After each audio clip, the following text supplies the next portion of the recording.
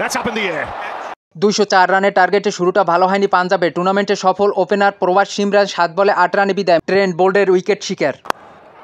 Oh, he's mistimed that.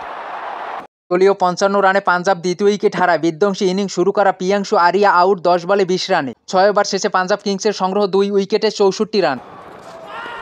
Just let that, Harshab. And just think of দলীয় 72 রানে Punjab Kings তৃতীয় wicket হারায়। OG batter Josh English ফিরেন 21 বলে 38 run. এদিন জাসপ্রীত বুমরা ছিল বেশ খরচে।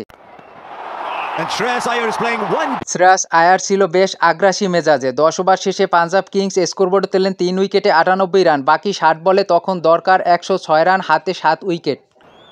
And he does. There's the boundary for 6.